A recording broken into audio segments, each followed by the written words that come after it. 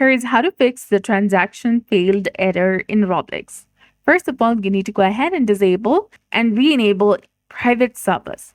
Open Roblox.com or open the Roblox application and go to your inventory.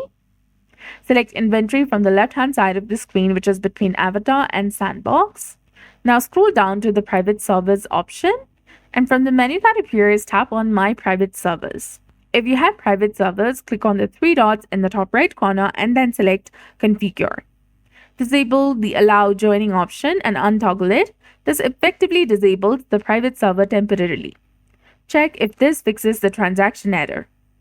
Otherwise, you need to go ahead and adjust your age restrictions and parental controls.